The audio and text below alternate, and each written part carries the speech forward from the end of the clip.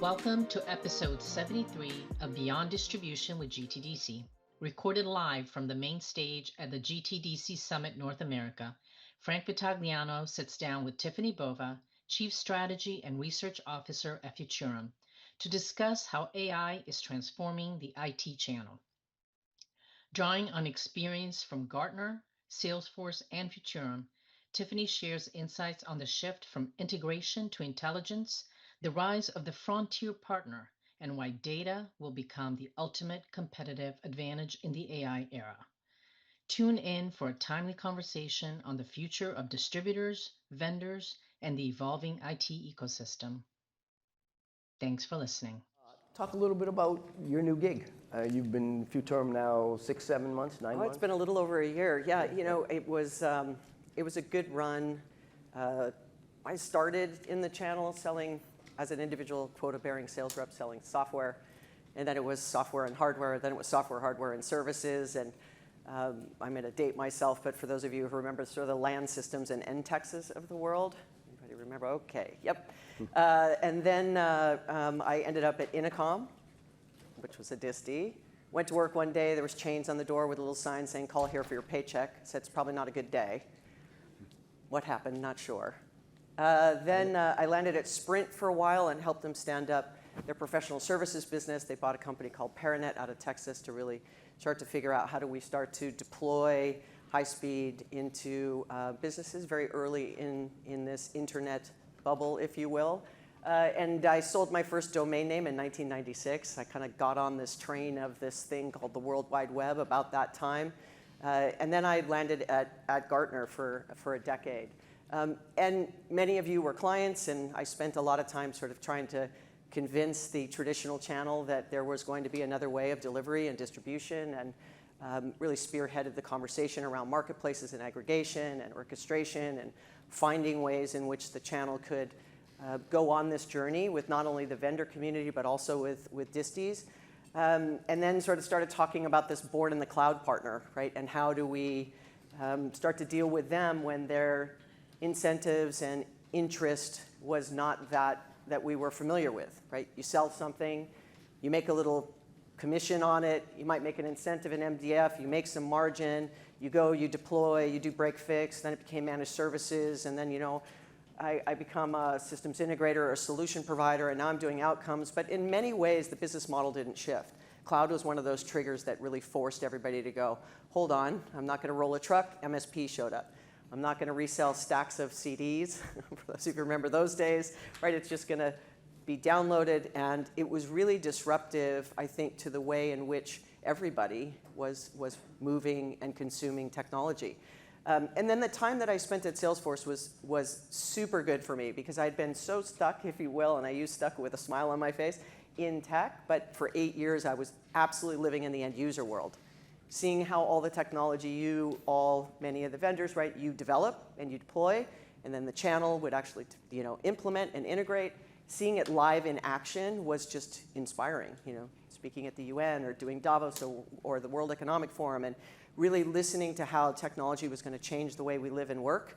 And so it was a great run, loved being there, and then kind of took the year on my own and landed now at Futurum. And I think for a very small research firm against others that are in the room, I would say we punch way above our weight. And the reason why is we're absolutely committed to being AI and agentic-first in how we can scale and deliver the business. And I think that just allows me to now have conversations, as we did with the VAC yesterday, about what's the next partner. Yeah, and I think that was one of the reasons we were so interested in having you join us, because we're going to have a lot of discussions. You can't get away from the discussions about the technology piece and AI, et cetera. But what you've got the ability to do is take that to, okay, what does that mean to the channel? Because you know the channel, you understand it, you know all the players in the channel, you know the solution provider space extraordinarily well, you know the distributor space very well, and you certainly know the supplier space. And so, to me, it's really important to have the discussion of, okay, we know all this is happening. What does it mean? What does it mean to the people in this room? What do they have to be doing? What should they be doing? What's the partner of the future look like, right? Because that matters to everybody in this room. Yeah, I think we're moving from integration to intelligence. I think that sort of shift has happened. Used to be deploy technology and integrate, to now, hold on, how can technology give? Because really, at the end of the day, we don't sell technology. I know this is going to sound funny. We don't sell technology. We sell change. Some business does something one way one day. We show up with some new technology and ask them to do it differently the next day. Change is really hard. Change is hard personally, then it's hard in an organization, and then change is expensive, and it takes a long time, and people have scars from change. And many years ago, it was we might ask our clients to do 2 to 3 digital transformations a year. And now that's up above 10 or 12. That's a lot of change that organizations have to absorb.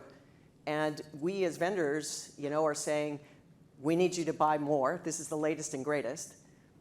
And then as solution providers and channel partners, we're saying, we need you to buy more, and we're going to help you do it and help you understand it. And the customer's overwhelmed, right? So similar to what happened during this cloud transition, I'm calling this new partner the frontier partner, because they're really pushing the envelope on frontier AI, on agentic, on intelligence. So when I talk to vendors that, let's say, for example, are selling server and storage, right? To me, the technology, the comment of data is the new oil is interesting to me, and it's been said for a very long time. I'm not the person who said it first. But you can't pull up to an oil rig and fill up your car with crude oil. Right. It has to go through the refinery. The refinery in this case is analytics. The gasoline and petrol that powers the business is insights and intelligence. So I just said we've moved from integration to intelligence, and so we have to move from just thinking about the gear or the technology or the hardware and even the software and say, how does that help us make better decisions at the moment that matters when we're sitting in front of our customer, as an end user, in front of our customer? How can they make better decisions? And then I challenge all of you, as I did with the VAC yesterday, how are you using, as individual channel leaders and leaders for distribution and vendors, how are you using this technology and intelligence to make better decisions as you lead your businesses into this next wave of transformation? These frontier partners are as disruptive as the born in the clouds were. Remember, distribution didn't have a way to onboard an ISV if they were selling something they built. What did you have for them? They didn't need financing. They definitely didn't need, I'm going to overgeneralize, pick, pack, and ship, right? They didn't need training or onboard. They didn't. They were developing their own applications. They were integrating multiple clouds. Where was your value? Well, you had to think of a marketplace strategy, which is why we started talking about that. Now you have a way to introduce those ISVs into a broader ecosystem, and now hyperscalers give you even a greater way to do that. So these frontier partners are agentic first. It is very talent heavy. You're seeing the same thing happen, which happened the last time with Born in the Cloud, of the Accentures and Deloittes of the world buying these. Born in the Cloud, it was the sort of cloud Sherpas, Aperios of the old. Now there's new ones that are being acquired by these companies in order to get that talent really quickly. And make no mistake, they may or may not see value in what we all provide. Yeah. Well, when we talked about it yesterday at the VAC, one of the things that you stressed that really came to light in the discussion is typically when you talk about these transformations, you're talking 3 to 5 years kind of thing. And what you pointed out, which I think got a lot of people in the room nervous, was this is happening a lot faster. This is 12 to 18 months kind of stuff that's happening, and maybe sooner. And so you really got to, as a channel chief, you really got to be thinking about what does the partner of the future look like? What investments are they making? What investments do we have to make to ensure that they continue to be, with us, as opposed to, moving on to, other companies in the same space? So I think that was an enlightening discussion, and the little exercise you made them go through relative to, where their products show up when you go into some of the AI tools was I thought thought-provoking. Yeah, well, there's a few things there. It used to be, right, it would be every year, 18 months, we'd launch new products. And then SaaS companies showed up, and they're like, they did it more frequently. And now every week, one of the big AI companies is launching something new. They're going to wipe out some industry, right? This week, they're going to wipe out the analyst firms. Next week, they're going to wipe out SaaS companies. I'm like, good luck, right?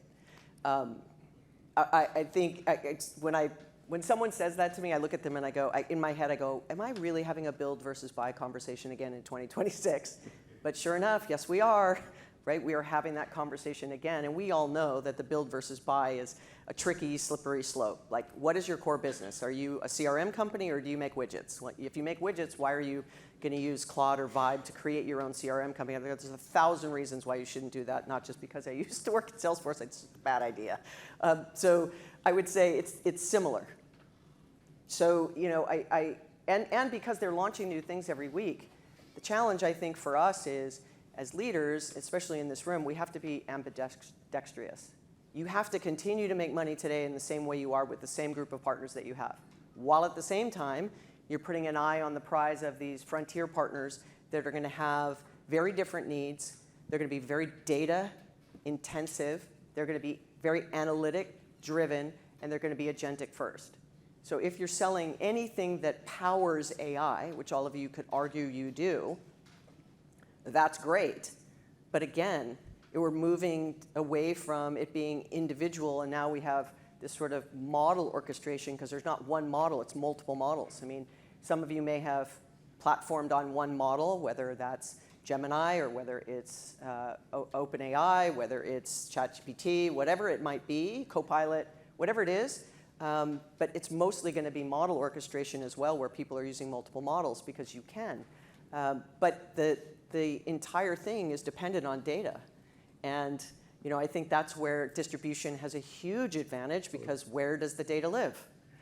Data lives with distributors. When we were talking in the VAC yesterday, it was like I literally asked the question, you know, if I asked this room, for the channel chiefs in the room, if I sat in front of you and we were having a conversation, I said, tell me what partners, what areas in the US do you have white space and you need coverage? And then how many you know, are really focused on the high end in healthcare? And then where do you have opportunity to double down in financial services? And I was getting really specific with you. How many of you could answer me within 10 minutes? A day? A week? 2 weeks? More than 2 weeks. You could never answer me. The rest of you could never answer me. But the answer there is, if you had the data and you were using AI, you could literally answer me as I was still talking. And so how do channel chiefs create this digital twin of themselves to say, I can ask my PAMs and my leadership team and ask these questions? And I'm going to also date myself one more time, we were, and Donna was in the room, we were at an event for our business. It was a channel roundtable in 2001 or something. And Chuck Robbins was running North America channels for Cisco. Obviously now he's the CEO, but he had this spreadsheet and he was walking me through. I have this capacity, Andrew Sage might know this story, this capacity planning spreadsheet, and I can tell where partners I have gaps and white space, and he had it on a spreadsheet 2001. How many of you still have it on a spreadsheet? And I never had the spreadsheet. That's why Chuck's where he is and I'm where I am now. So that's You're better looking. Yeah, oh, You're thank better. you for that. So I would say that it's been 25 years, but the technology could allow you to do it. But the Achilles heel in what I just said is data. Yeah. So is it sitting in your CRM system? Is it in your point of sale data? Does distribution have it? It's probably in multiple places. But how do you get access to it to make better decisions? And so this is not just a conversation about frontier partners. It's also a conversation about like frontier channel leaders, frontier channel chiefs that become agentic first. So my challenge yesterday at the VAC was take the 10 or 12 questions you ask your leadership team every week, like what's going on in the business, what's the forecast, all of the normal stuff, but then where do we have gaps in our partners and what should we be doing? And then you wait for these answers, but what if you could literally ask on the fly and answer on the fly? I mean, it would completely change your business. Now, some of the pushback I got was, I don't have access to the data, but I think distribution can answer that question. Some maybe your company is not letting you actually use AI into the data. I can't help you solve that problem. But if you are and already have Copilot or something like it in your environment, that take the list of questions you want an answer to and go find internally who can help you make that an automated experience, an exercise for you. But also then, remember, how do you use it to manage your partners better? What partners do you need? Who is going to be the partner of the future? Who is making the investments? Where should you point your arrow? It cannot just continue to be those that drive the most amount of revenue. Yeah, and I think to your point, the discussions that the supplier community has to have with their distributor partners have to include those conversations, right? And that 40 years of data that's available then needs to come to life, right? And we have to figure out how to leverage that. Yeah, it really is about making better decisions. I'll use an example with Mark Benioff, CEO of Salesforce. We used to sit in a leadership meeting, and he would ask the team, where does he think the quarter is going to end? And then he would ask Einstein, which is Salesforce's AI, also on my socks. I just happen to wear them today. And literally be like, well, hold on, Einstein says this, and you guys are saying this. Which one is right? And it wasn't perfect at the beginning, but that was 8 or 9 years ago. Now, obviously, it's much better. But that's the kind of thing. Like, are you asking your team and asking whatever your AI is internally, whichever it is you're platformed on, and then is it telling you and is it helping you make better decisions? This is about making better decisions. Sure. It's like, do I need to know exactly how many units of something was sold? I think it's more about what do I think is going to happen 12 months from now. And there's no way you as a human are going to be able to analyze all that data, and it would take weeks or months, might even take a year, very quickly, but you'll have to get it out of, in this case, getting it out of distribution, mirrored with your own internal information, and then industry information. Those three things together creates that sort of flywheel of your ability to make better decisions as leaders. Yeah, and some of what you're talking about, it dawned on me yesterday as you were going through it, is beyond just the partner of the future, it's also the channel chief of the future. And what should they be thinking about, and how should you really leverage all the tools that we have at our disposal, right? Yeah, the answers to your top questions are literally in your 4 walls. I mean, I hope you keep coming to us. Like, don't get me wrong. I'm not trying to put myself out of business here. But it really is a matter of nobody knows it better than you, and it's sitting in your data. It's can you find it? And so is the data clean? Is it right? So now let's go back to the partner of the future. They're going to be asking their customers the same question. Yeah, I can deploy this really great AI data center build. You're starting to see repatriation of things that were in the cloud to come back on-prem. So we're going in the reverse. It's going back to hybrid. So now you have this movement of technology back into the data center on-prem for clients. They're building it out. It's your technology. But the purpose they're doing that right now is AI. So then do you have the right partner who can come in and say, well, I've deployed an AI, whatever, right? Could be a PC, could be storage servers, could be networking, could be all of those things. But is the customer, the end user, actually getting the value out of that technology that you intended with the narrative you're putting out to the market?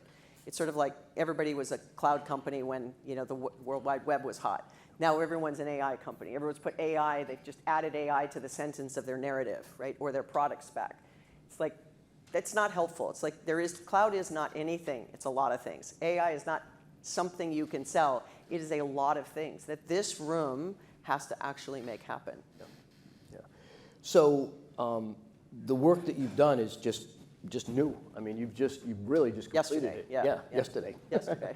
Today, so today is a preview of that, and this audience has the advantage of that. So talk about what happens next. How are you going to start talking in the marketplace about it? How are you going to, what information is going to get distributed? Because I think, for what I've seen, there's some really valuable stuff in here that I think certainly the channel chiefs need to read, but anybody that's in the space needs to start thinking about what these partners of the future look like, and how to work with them, and what's the best way to engage, et cetera. So. Yeah, and I think the question is first and foremost, and they're going to put up a QR code so you can get the research on your own. But the question now is, what is your particular technology, and where and how is it going to play a role in this AI transformation? Where do you play in that solution? And then understanding, okay, if that's where I play, and I know this is what I'm expecting, and I want end users to actually get the benefit from, what's the gap between those two things, and what kind of partner, what skill would I need? Is it someone who is vibe coding or using Claude to code? Is it somebody who is able to model orchestrate? Is it the consulting side of it?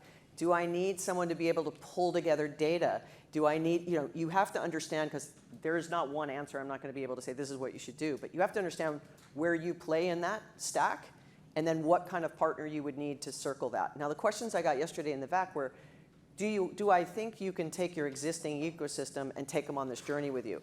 I would say go no further than what you had to do when you were trying to get them from on-premise to cloud.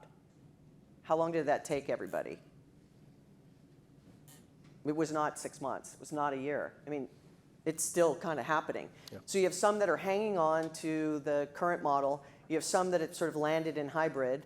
And then you have some that never sold resale in any way and came as born in the cloud. The same thing is going to happen.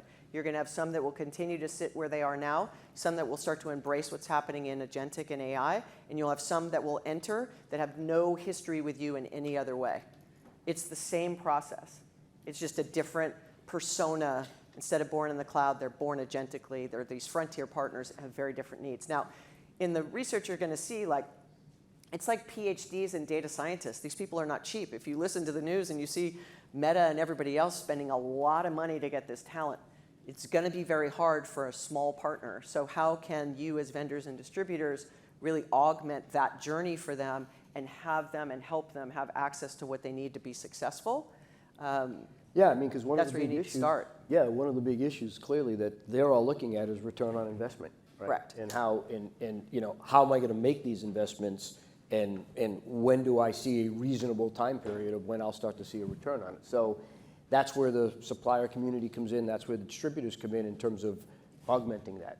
It has to happen. Well, yeah, you're going to hear, I think, after me, right, the economics and you know, where and how, you know, AI, where the spends are happening and where GDP is going and all of that. And I think that's going to play into this because I think everybody's waiting for the return on that investment. Yep. But I can tell you when we see agentic-led organizations, they are growing much, much faster than those that are hanging on to still trying to do it at the speed in which they've always done it. So the concern is, do you wait too long? Will it take as long as the cloud transition took for this room and distribution and everything? Because it's a lot of investment, and it's no joke how much you all have invested in your own infrastructure to respond to what happened in cloud and change your portfolios and your go-to-market models. But now there's new channel conflict. It's not just direct and indirect. It's direct, it's indirect, it's hyperscalers, it's distributors. The sort of conflict, if you will, has gotten wider.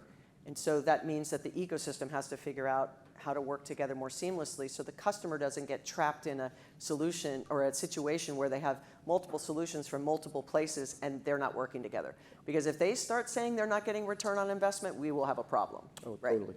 Absolutely. And that has been the one, when you started to look at why isn't the transition happening faster, and you talk to CIOs, the first thing they would talk about was certainly the data. Skills was a second piece, but the third piece was being able to really have a view of the return on that investment and how much they had to invest and when they would start to see the return. That's all starting to play itself out now, and I think for the rest of this day, you'll start to hear more of that. You'll hear a little bit from Matt at IDC. You'll talk a little bit about that, but the CIOs are thinking differently now than they were a year ago, certainly. And way differently than they were 2 years ago. Yeah, and CIOs may not be the ones to transition. I mean, we remember. Let's all just flip back to the cloud for a second. I mean, I was standing. It was probably 2002, a room full of resellers, and I was saying, you know, don't.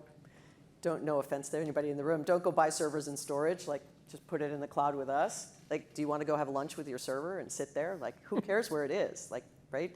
And they all looked at me like I was crazy. But the CIOs and many there, right, were hanging on to, well, if I change this, I'm out of a job. And so, you know, AI has this fear of this is all about replacing humans, and we're going to, you know, save costs by doing it. And organizations that are actually using AI really effectively, those sort of high growth organizations that are using it, are adding headcount, not reducing headcount. Even if you look at the stories of IBM, and they, you know, when new CEO came in and he made this whole announcement, we're going to, you know, stop hiring and we're going to close down these open recs and we're going to have AI do all this work. Well, just this week it was, now we're going to open up for new roles. Dropbox is saying we want to have 25,000 interns. You know, you've got Accenture's and Deloitte's working with Anthropic and OpenAI to train entire communities of engineers to be agentic-led. Like, you have a lot of things happening, but it wasn't just that we're going to eliminate and replace with AI and no humans are going to come back. It's let's get value out of AI and point humans where humans need to be, and then let the more mundane things, if you will, transition to agentic. And then this, especially around these big data and decision making, that's where the humans. It doesn't just happen. It doesn't happen without humans, right? I mean, humans have to do the work. So when they thought you were crazy, Yep. did they think you were more crazy when then you went a couple years later and told them to fire all the salespeople? Yep. So I'm not letting you you go on that one. Those of us that were reading your stuff remember that. Yes. So I said, fire all your salespeople, and everyone remembers me saying that. And it was more about what I was just talking about on the transition. So think about your salespeople who are not willing to lead with services or outcomes, and they just wanted to sell speeds and feeds. You were going to spend a lot of time trying to convince them to go on this journey with you, or you had to start all over again. So Frank thought I was crazy. Then Frank ended up running a solution provider company. Yes. And he called me and said I wasn't crazy. Yes, you were not crazy. In fact, come help me fire these people if you would. That's correct. So the same thing from a partner standpoint. You have to keep revenue coming in. The partners you have, please keep them, love them. All of that has to stay in place. While at the same time, you're out trying to say, what is our agentic story and how are we going to not just move the gear or software to be able to enable and empower AI in the marketplace, but how can our channel actually help on that orchestration, and how can they help them on the way in which we can pull these multi-models together and actually get value and ROI return on that so that the customers keep coming back and wanting to spend. Your salespeople, your PAMs, your CAMs, your channels org, your channels leaders underneath you, like all of that has to either be fully in and embrace this, or you're just going to slow roll this, and you can't say, we'll get to it next year, or I'm too busy with this, or I'm heads down on trying to fix that. You will get leapfrogged.